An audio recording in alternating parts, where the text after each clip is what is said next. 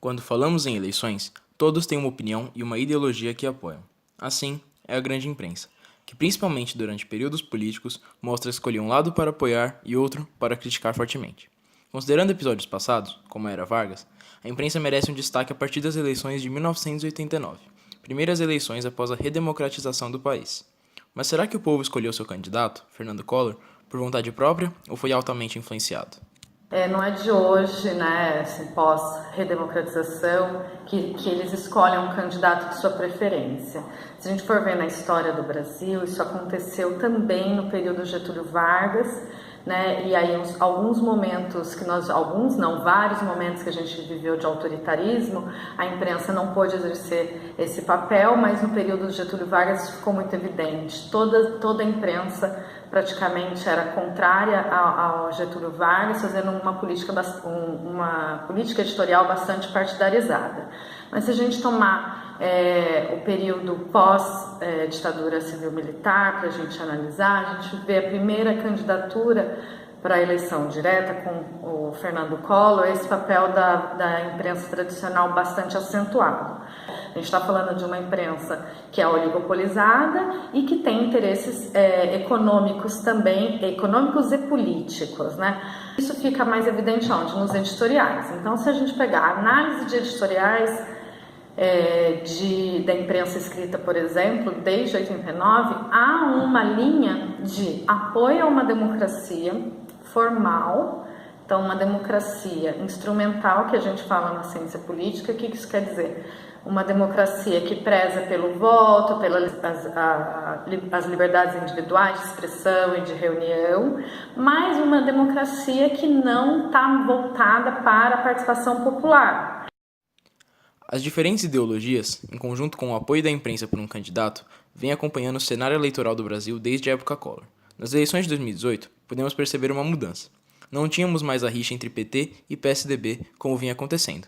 A ascensão de um candidato que não possuía muito apoio das grandes mídias e que conseguiu, utilizando-se de outros meios, como a internet e as redes sociais, cair na boca do povo e tornar-se reconhecido em todo o país, mudou o rumo da disputa. Pegar essas duas grandes personalidades aí, né, o Collor e o Bolsonaro, para nos ajudar a pensar. Então, em 89, o que a gente tinha? Um contexto muito diferente da produção da informação, né? Então, quais eram os principais canais de produção de informação jornalística? Rádio, TV e a imprensa escrita. Então, você tem uma imprensa que não é uma imprensa ainda que tem a plataforma de internet como utilização, né? Então, um contexto diferente. Agora, quando a gente pensa em formação da opinião pública, a imprensa tem um papel importantíssimo. Mas não apenas, né? A gente tem que pensar um contexto histórico, tudo, mas olhando para a imprensa, o que é a grande questão que a imprensa coloca, né? Ela tem a capacidade de colocar os temas para serem debatidos. Ela tem a capacidade de dar interpretação ou enquadramento sobre aquelas personalidades públicas. Então a imprensa ela tem essa capacidade de gerar, né, uma conversação posterior, né, à leitura ou o momento em que assiste aquele conteúdo. Então isso vai fazendo, né, esse complexo processo de formação da opinião pública.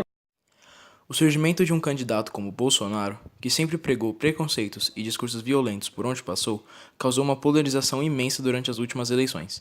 De um lado, tínhamos uma esquerda que apoiava-se na figura de Lula. Por outro lado, tínhamos o desejo de mudança, o discurso de violência e a repulsa ao PT. Essa situação causou um impacto grande, pois ambas as figuras da esquerda e da direita despertavam paixões políticas e ideológicas. Então agora a gente vê uma coisa bem novelesca, a gente vê uma batalha de dois mitos e dois personagens políticos que acionam paixões. Então, as pessoas são completamente apaixonadas ou pelo Lula ou pelo Bolsonaro. Elas não aceitam uma opinião contra. Isso a gente ainda não tinha visto na política. A gente não tinha visto essa paixão com Serra. A gente não tinha visto essa paixão com Aécio Neves para polarizar contra o PT. A gente não via essa paixão na própria Dilma, mas quando se trata do Lula, isso é muito acirrado. A gente está com duas figuras políticas que a gente ainda não tinha visto no Brasil desde 1989, desde Collor e Lula. E aí, com a amplificação das redes sociais, isso se torna muito mais latente, assim. A exagerada defesa de um ponto de vista próprio e a não aceitação de um discurso contrário gerou um ódio nunca antes visto em tamanha intensidade nas eleições. O sentimento antipetista tomou conta dos eleitores de Bolsonaro, e o ódio por uma pessoa tão preconceituosa e misógina era evidente nos eleitores de Haddad. A rivalidade e tensão foram tão grandes que agora, como maiores partidos na Câmara, PT e PSL governarão em constante conflito. E olhando a composição da Câmara dos Deputados do Congresso Nacional hoje, com as duas maiores bancadas sendo justamente dos dois maiores adversários políticos, não vai ter paz nos próximos 4 anos. O PT porque quer votar pautas progressistas, o PSL porque quer justamente o contrário. Então, independente de quem vai ser eleito, vai ser guerra nos próximos 4 anos. Ainda que não tenha conseguido mudar o caminho das eleições de 2018, a imprensa entendeu que a crítica ao sistema político como um todo é o importante para estar a par da situação do país. Nós, como jornalistas, temos o dever de exercer um papel fundamental para garantir um governo democrático nos próximos 4 anos e nas futuras eleições que virão, sem impor o rumo das disputas, mas ajudando a população a fazer a escolha certa.